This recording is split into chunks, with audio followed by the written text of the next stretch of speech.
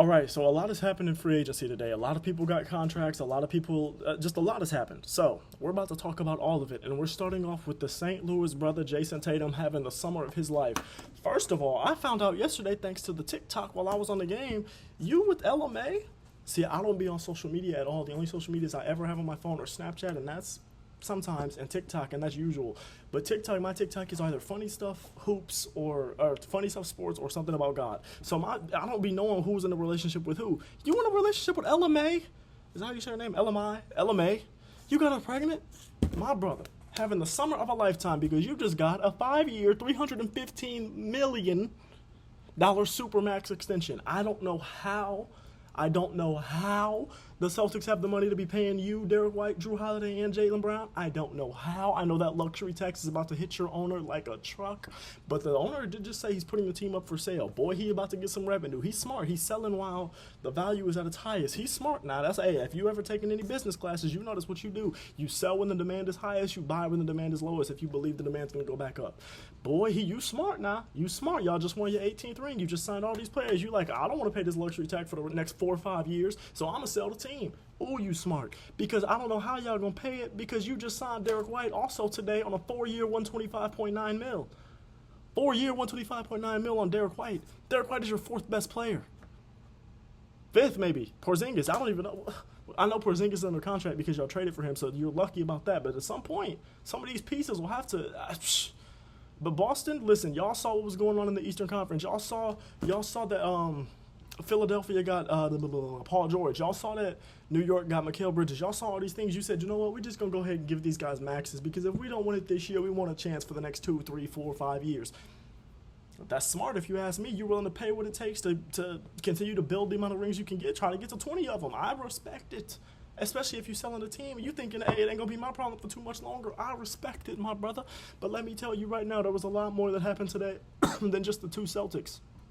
Wemby and Stephon Castle, they just got a mentor. One of the best you could get, Chris Paul. Will this be his last year in the league? I believe so. But that's a great veteran signing. You need good vets. You need real veterans. You need these real guys in your locker room that are going to help, especially when you just drafted a young guard in Stephon Castle, especially when you still have Trey Jones on your team. You have young guards. You still have Devin Vassell. You still have these young guys. Of course, you have Wemby. He's going to be throwing lots to Wemby. He's going to help get Wemby open. He's going to facilitate that offense. I don't know if he's going to start or come off the bench, but he's going to facilitate that offense. He's going to do what you need him to do. Now, will he be hurt a lot? Yes. Yes. Will him and Scott Foster continue to have beef? Yes. Does this make the Spurs a better team? Barely. Barely.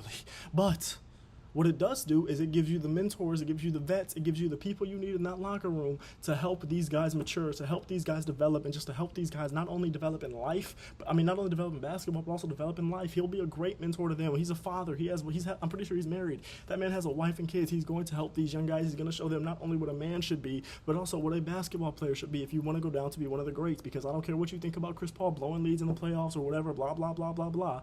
That man is one of the greatest point guards of all time. Now, some other things have happened. Jonas Valanciunas, Big Val, my brother from the Toronto Raptors. Now, me, I'm the type of guy where if you played for my favorite team and I liked you while you were on that team, I personally am a big fan of you. I will always be a fan of you for the rest of your career. Congratulations. You have signed a 3-year, $30 million deal with the Washington Wizards. I'm just glad you got a contract. I'm just glad you're going somewhere. You know what I'm saying? You know you're going to start, or at least I would hope you're going to start. The Pelicans didn't need you anymore. We knew that they wanted a defensive center. We knew that they needed a defensive center. We knew that you didn't fit that. You never have. You've never been that type of defender guy, especially not since you left Toronto. You weren't really a great defender then, but you definitely not now. So they got, you know what I'm saying? We're gonna see what the Pelicans do. If I was the Pelicans, I'm still looking into trading Brandon Ingram, but apparently they think they want to try to run it with this lineup that they have right now. There's a world where neither Herb Jones or Trey Murphy starts for them. I think that's insane. I think you got to trade Brandon Ingram. I think you might want to look into trading CJ McCollum. I'm not sure. I'm not saying for sure, but I personally think both of those guys deserve to start, and I don't think CJ McCollum and Brandon Ingram have given you enough. I think it's time to stop running it back with too similar of a team. I think you got to bring in some new faces. That's just me. If you want to go get that center, if you want to go get those guys you need, if you want to go get some depth, because you did lose some depth in that Larry Nance deal with Larry Nance and Dyson Daniels, you do need some depth. I think you trade those two guys. One of them, maybe you try to get Brandon Ingram for that defensive center. I don't know what you try to do, but I definitely think you need to trade some guys. But hey, Valanciunas, 3-year, $30 million with the Wizards. Congratulations, brother. Kelly Oubre, this is big for Philadelphia. I was talking about how they need wings. I was talking about how they need to keep some guys. I was talking about how they need to sign some guys. But what did they go do? They re-signed Kelly Oubre, 2 years, $16.3 million deal. He was pretty good for y'all last year. Not great, but we don't expect him to be great. He's a good role player, good solid role player, lengthy wing. He'll play some defense. He'll hit some threes sometimes. He'll be athletic. That's a good signing. You don't have bodies. You simply need bodies. You know he fits because you had him last year. Congrats. I'm glad you signed him. Speaking of Philadelphia, $204 million for 5 years for Tyrese Maxey. Tyrese Maxey, congratulations, brother. You just got a max. Congratulations, brother. I'm pretty sure your agent is Rich Paul, and boy, Rich Paul gonna always get you the bag. We saw what he did with Ben Simmons and them. He's gonna get you the bag. I expect Tyrese Maxey to be even better next year. I'm not gonna hold you. I expect him to be, you know what I'm saying, maybe in all conversations for All-NBA. I expect him to be an All-Star yet again. This is a good signing. You want him happy. You want Embiid happy. You want Paul George happy. Now you got all of them shored up for a while. That's good. You love to see that.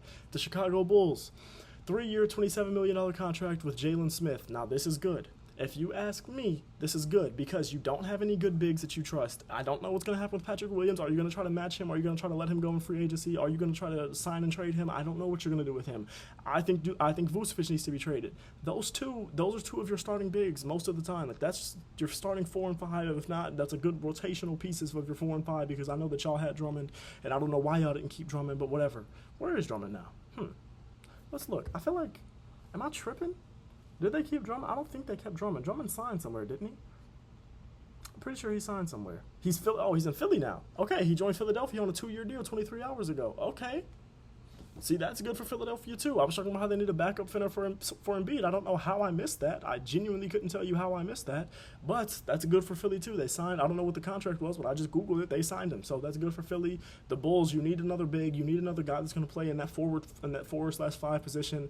You got Jalen Smith, 3-year, $27 million. That's literally less than Vucevic signed for. Less than Valanciunas signed for, which makes sense. I think he's a little worse than Valanciunas at this point, but not by much. But he's also young. I'm pretty sure he's like 25 years old. So good signing if you're Chicago. You need some things with the front court.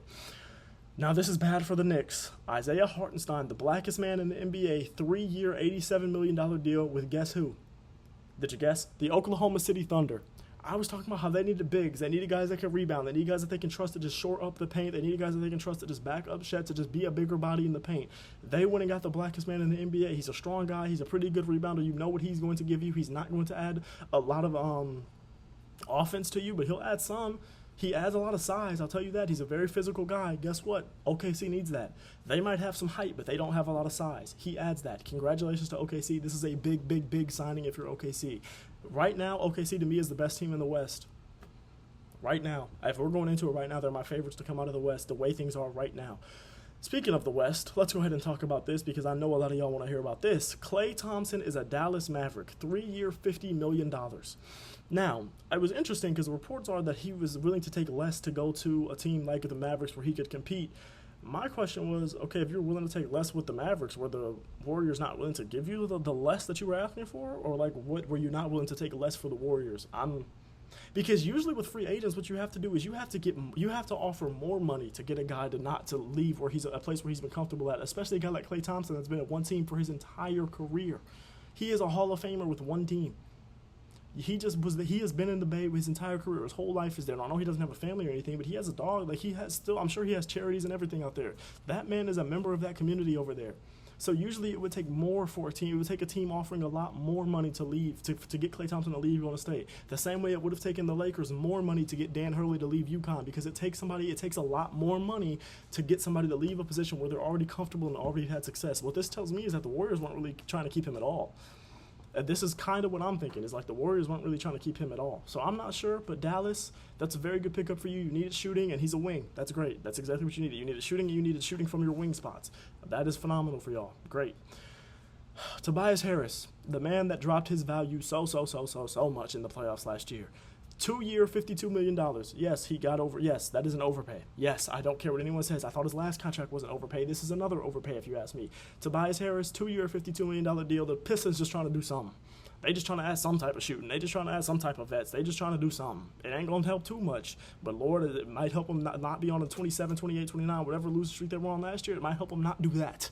So that's great for y'all, I guess. The Sixers, y'all, I don't think y'all give it a little hoot. I don't think y'all y'all couldn't care less about rotten lettuce than y'all could about him being gone. I don't think y'all really care. I think what y'all do care about is choosing him over Jimmy Butler a few years ago. But hey, what do I know? So the Clippers, guess who they got? Delon Wright. Oh no. The Clippers got Nick Batum. I'm sorry, I'm thinking ahead. The Clippers got Nick Batum. He went back to the Clippers fourth quarter yelling, "Why the Batum, man?" Well, in the playoffs last year, or in the play-in game versus Miami last year, that boy went off. Now, granted, Jimmy Butler got hurt in the game, but that boy went off. We remember it. Now, it was like 21 points, so it was going off for his standards at this point of his career because he's 40 years old. But he's going back to the Clippers. The Clippers are about to be a bunch of bums next year. I expect absolutely nothing from them. You got a guy back. Congratulations. It's a 2-year, $9.6 million deal. It literally took no money at all. So, hey, what do I know? I don't think that's a big deal at all, but I just, y'all might care. It's about, I think it means more that Philly's losing a role player than it does that LA is adding anyone, because no one cares about the Clippers right now. You just lost Paul George, and you already didn't have any success with them. You're not about to have no success without him with this current roster. So I'm just telling you right now, okay? Delon Wright agreed to a 1-year, $3.3 million deal with the Bucks. Now, I don't think this is a bad signing. I don't think it's a huge deal, but I don't think it's a bad signing. He's a good backup point guard. He'll be a good backup to Damian Lillard, who's already getting older. You don't need to be paying him a whole bunch of money. I think this is a very solid pickup. I don't think it's anything like phenomenal or anything, but when you're a team that just doesn't have a lot of players on this roster, you have a lot of questions that need to be answered about your current roster. I think this is huge. Well, not huge, but I think this is a good signing. I think this is a very, very, very, very solid pickup, if you ask me. But that's it. That's all that's happened so far. Now, if y'all get if more happens throughout the night, you'll probably get another video at some random time of the night because I be up. Y'all would have got this one earlier, but I was doing manual labor, and then I was like, oh, it's a good thing I didn't make it earlier because Jason Tatum just signed a $315 million deal. Congratulations, my brother. You about to have a great summer.